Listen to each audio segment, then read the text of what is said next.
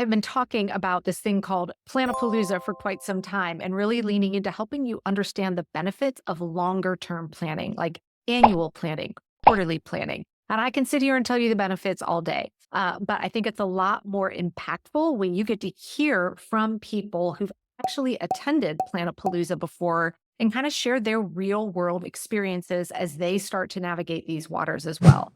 So I couldn't think of another amazing person as Danielle to bring on here today when you learn about all that she is juggling, everything that she has on her plate, and some of the more subtle nuances and wins that annual planning has given her and her family. I think it's going to start having you thinking about planning a little bit differently. So let's go ahead and jump in.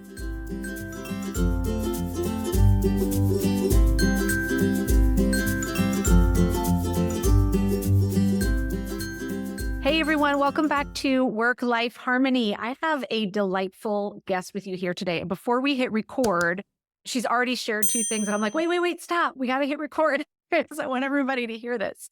Danielle, I would love if we could kick things off. If you introduce yourself, let everyone know just the few small things that you have going in your life and give everyone a feel for kind of everything that you are juggling right now. Okay. Well, first time mom. I'm a full-time homemaker and mom. I studied biomedical engineering and nursing, and all those skills are just put to use in my everyday life. We have 5 kids, aging from age 4 to 18. My husband is an ER doctor who has a varied schedule that comes out a month at a time. We spent the first 10 years of our marriage in the Navy. My husband trained through them and did his emergency medicine training with the Navy. So we had a lot of moves when our kids were really little. Yeah.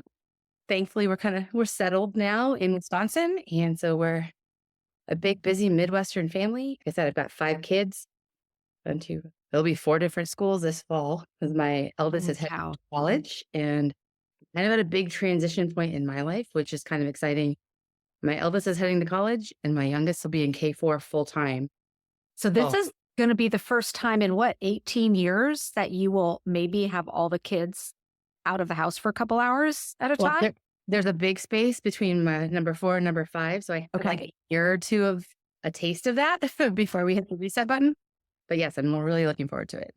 Oh, there's so much there. And I thank you for sharing all of that because I think it's important for, before we kind of jump into our conversation, for people to realize, I talk about my planning systems and how they help me and how they help our family. But there are a lot of women like you looking at me going, yeah, but you got one kid. Like, come on, how hard can it be?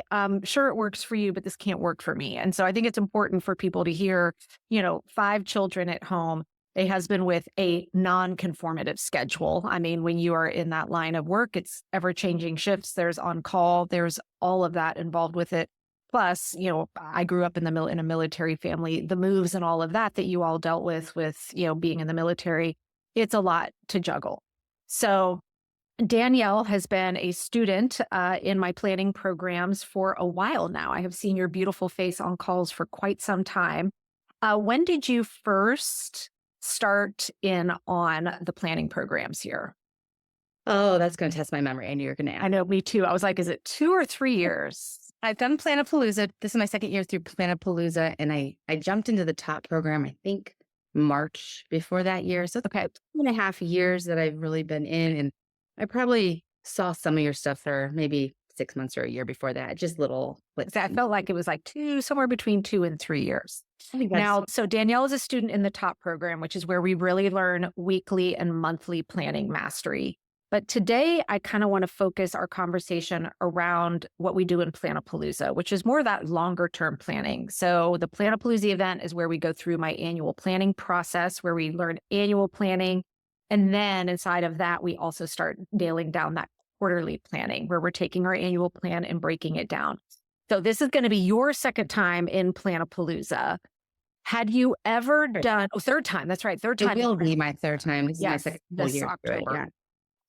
Prior to coming to a Planapalooza event, how did you handle kind of longer term planning for the family, coordinating, scheduling, all of that?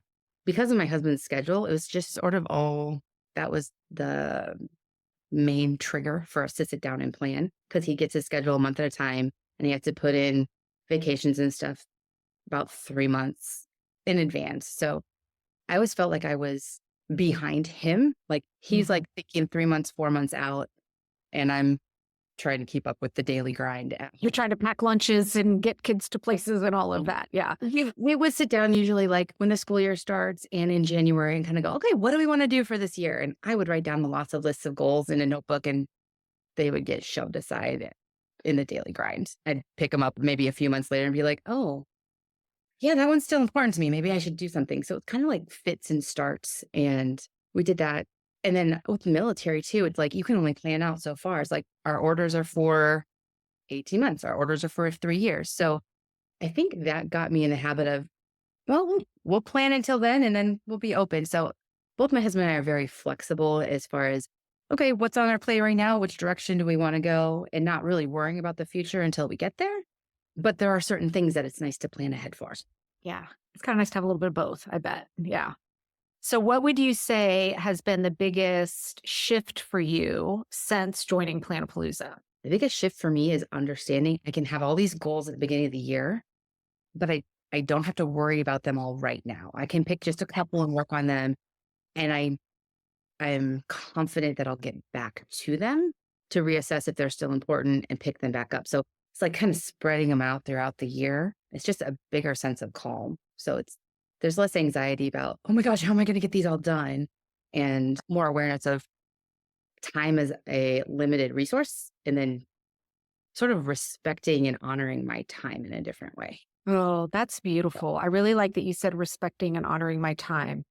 I think as, anyone else listening that's a mom, I think it's very easy, and I can only imagine with 5 kids that our time, we start to feel like it just everyone else owns it and we don't own it. And in different seasons of life, I felt like, wow, I literally just handed it all over to all these other people and I don't have any of it set aside for myself. Are you able to have time for things that are important to you now outside of serving all the people that you take care of? yes. And I would say that's actually something that I haven't particularly struggled with as much as some because I had some really good mentors when we were in the military that just kind of said, you got to take care of yourself. And Smart. so maybe I'm not reading a whole book, but I would take 5 minutes to read a book, or I'd take 10 minutes to go hide out on the front porch and drink a glass of cold water before entering back into the chaos. But I definitely have more time and I feel like I can dream a little bit bigger and like kind of Mm, think about what I want to do more now. And so that's, I don't know, it feels really freeing to yeah. be more in control of my calendar and not in control as in I can control how things go, but understanding the time available to me. That's something I really underestimated prior to coming to this program. I remember Yeah. you being on one of the monthly calls. It was a long time ago and coming with your reality of your schedule and with this like, oh my gosh, like I didn't realize literally my time is all spoken for. And it was, I forget what window of I time that you were showing, I don't know either. but that revelation for you of, okay, now I'm not going to feel guilty for this project not being done or us needing to pause on this thing over here because I can see the time just isn't there right now. Yeah. The concept of planning in buffer time too, and then doing the time tracking to really see, oh, with 5 kids and a husband whose schedule's sporadic, I need a lot of buffer time every day because there's just a lot of stuff that pops up that is important for me to handle.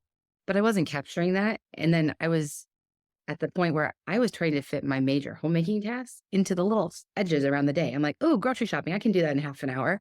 Like, no, really, that takes me like 2 hours if I do transport and buying the groceries and getting them all put Getting them away, home, put away. Yeah. all the things. So the time estimating skill has been valuable to me. And that's more, I think, in the top program than Planapalooza, but it all We fits. do it at the annual level in Planapalooza to get some That's true. realities of like, hey, this is not the month or the quarter to be planning certain things or, Right. And yeah. as I'm preparing for this, I was thinking about that.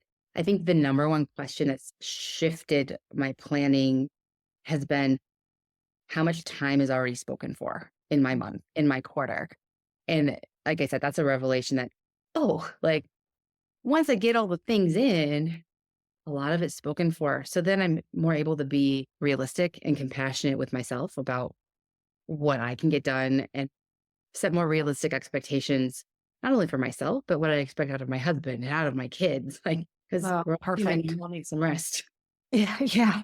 And a lot of people, I hear them say, "Well, my life is too crazy. There's too much uncertainty, so I can't plan." And knowing that you have 5 children and only just one who's driving, or do you have another Two driver now, now? my Okay. 16-year-old got her license in July, and that's been a game That changer. could be a That's game changer. all the things. Yeah, but with that many people where you are responsible for chauffeuring and carpooling and, who's sick and who's got this and then the changing schedule with the husband, a lot of people think there's too much uncertainty there. I can't plan.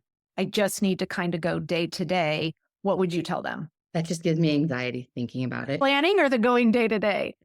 The going day to day, like the planning is also challenging. Yeah, sure. I will say my husband and I do a good job planning together. He carries just as much of stuff around the house as I do and chauffeurs kids a lot because he's got a non-traditional schedule. So Right. if he's home, he's willing to help. Me understanding how long my homemaking tasks really take and how like what my goals are and being able to communicate that lets him better help me or give me space for me and like to be Danielle and not just mom. So that's one of the biggest benefits of joining Planapalooza for me is it's improved my communication with my husband.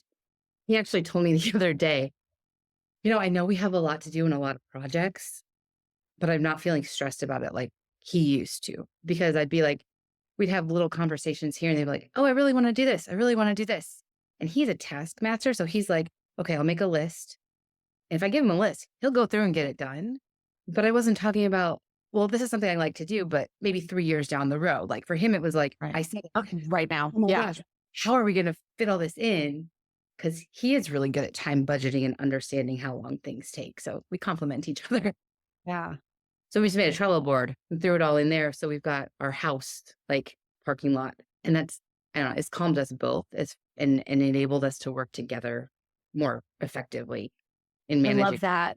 We do. So, like for my husband, this has been a big shift just in the last couple months. So, I have my huge wall calendars in my office that, what I teach in Planapalooza, the level of information that we put on our year at a glance is what I put up there.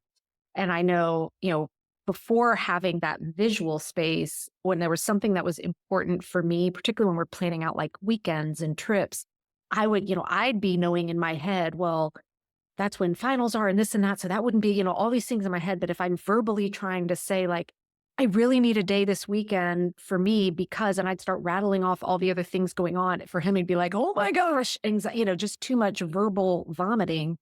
Whereas now I can come, we meet in my office and we're looking at our year at a glance.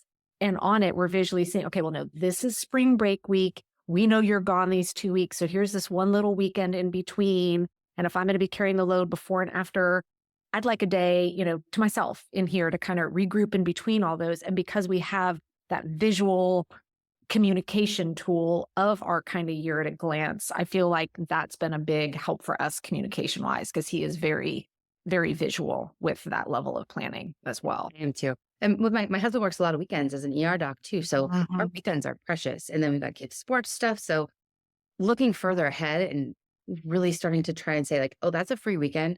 Let's reserve it and highlight it on our calendars and really be careful before we say yes to anything on that weekend. So it gives us more time for our family, but also for us. In the last year, so last year for my birthday, my husband surprised me with a ballroom dancing lesson.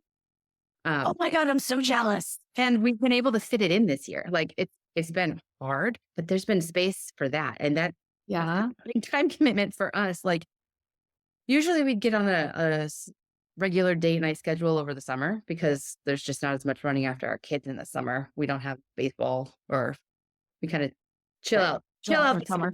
summer activities. But then school year would come around and we're like trying to find a date night once a month and it's just hard. So yeah, it's been good for a lot of reasons.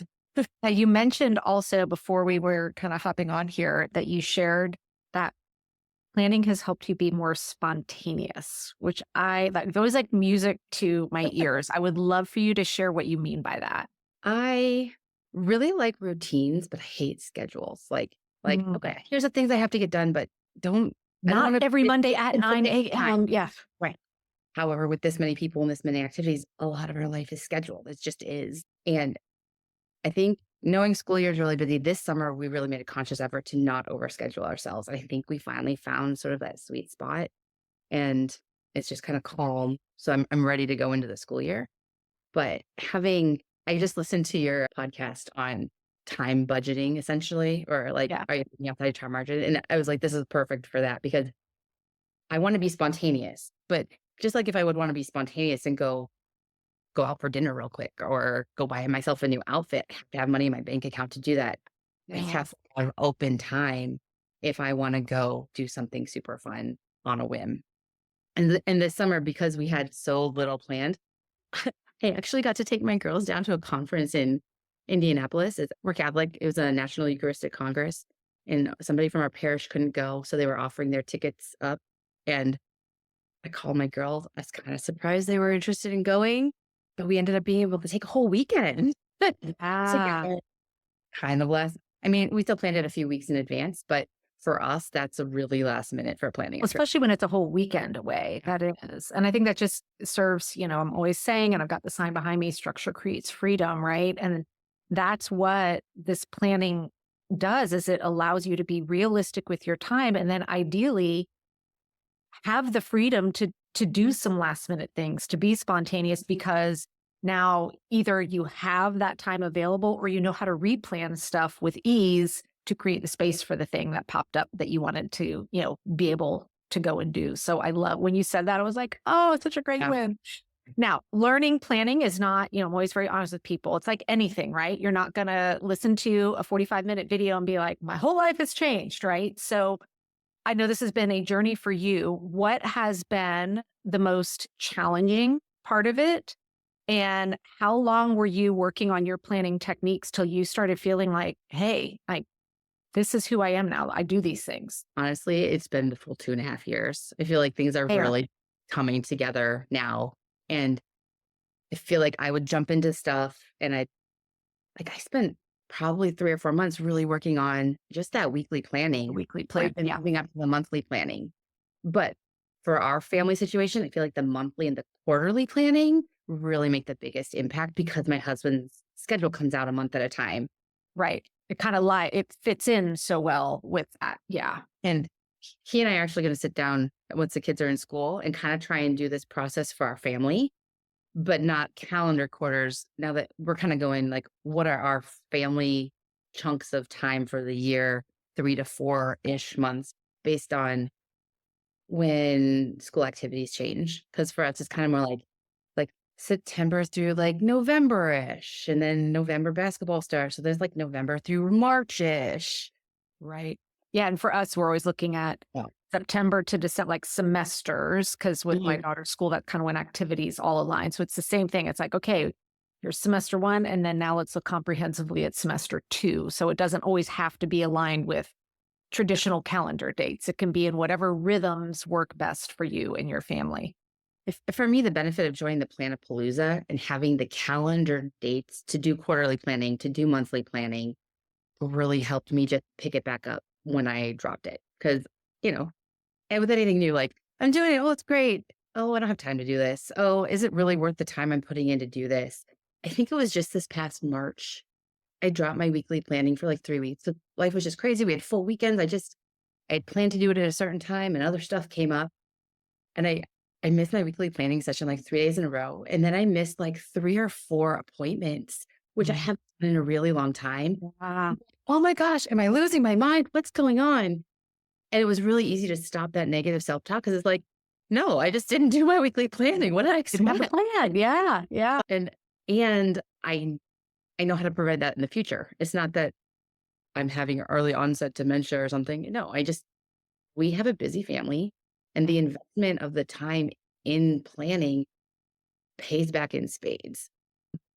Sometimes I get irritated with how much time my husband and I spend planning both together and myself and different stuff because it feels tedious at times. But because we've been doing it effectively for so long, now when I drop it, I really feel the Yeah. pain of not knowing what's going on or And it's the same with well, finances, like my husband's and yep, mine's, quarterly finance, like those are yep, tedious. They're not great, but oh, the benefits of doing them on the back end. Like if we didn't, yep. things would not be great. So I'm glad that we have that. Something I always think it's important to share with folks, talking about, yeah, it's been 2 years and, still learning, still improving. There are so many different studies out there in terms of how long it takes for us to have something become, kind of habit or routine or easy.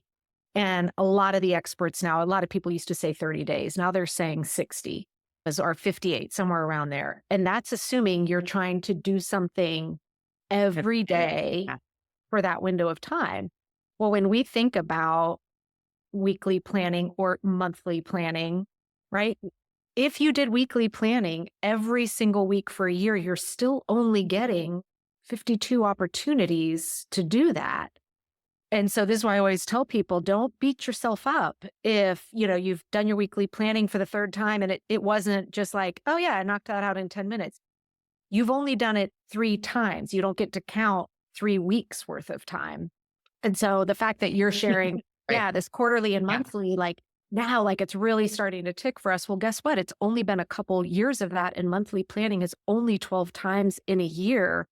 And so I get excited to think for you, 2 years from now, what that's going to look like, right? It's just going to be muscle memory for how you guys operate as a unit, which really what we want. I feel like my husband and I have been really good at calendaring on a monthly basis, but the Mhm. whole like bigger planning, like and owning our time as opposed to letting all the activities and other commitments that Yep. we're community that we're part of schedule our time. It's more of a, okay, this event's happening. It's not an automatic, yes, we're going to it. It's a, how did that fit in with us and our family? And does that really, is that how we want to spend our time that weekend? Or do we just want to kick back at home and watch a movie together? Like, Yeah. and that's okay.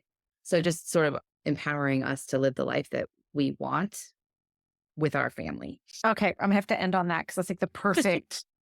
That's what this is all about. There is no, when we come into Planapalooza and I walk through the annual planning, I'm not telling you what should go on your calendar. I'm not here to tell people what's important or what's not. I'm here to give you the tools and resources and skills to empower you to plan for and create the life that you desire. And there's no wrong output to that. And your plan and your priorities get to be different than mine. And both of them get to be right. All right. As long as we're being true to ourselves. So hearing you say that you guys are having those conversations now, like that's what it's all about. And so that makes my heart so happy. Thank you for sharing that. You're welcome. I will say for me, like pulling the trigger to join the program and pay, a decent amount to invest in this, the course and the top program and everything. I'm like, I'm just a stay-at-home mom. I'm like, do I really need this? I don't know. I think it's one of the best things, biggest values that I've spent money on in a long time. And I think part of that is, Megan, you've done a really good job of taking all these components that go into planning and organization and breaking them down into their various skill sets. Because I'm like, I know how to plan. Like, I know a lot of stuff. What am I really going to learn that I haven't already been exposed to? And it's like, oh, well, yeah, I know how to plan, but I really suck at estimating how long tasks are going to take. But there's this whole module on like how to estimate stuff. It's like, oh, well, that's a skill I haven't actually learned. And I haven't learned to ask the question of, okay, I've got all this stuff on my calendar. How much time is actually spoken for? It's like, Oh, thank you for saying that. And I will tell you, mhm. I spent a painful weekend. It was a 2-day conference on a Saturday and Sunday way back in my earlier days on estimating. Literally 2 days of training on estimating techniques to be applied into my corporate job. So I had to condense that down. I was like, we're not going to do 2 days of estimating. But to your point, there's so many nuances that are actual skills that, let's face it, most of us aren't being taught in anywhere in our lives, that we don't even recognize, oh, yeah, that is something like I've never really thought, like, what are the best ways of doing that and how do we tackle that? Yeah, and estimating is always a big one, and prioritizing is always another one. That's always a big one for folks. So Well, thank you for sharing your precious, precious time with us here today. And My I pleasure. appreciate everything that you shared here.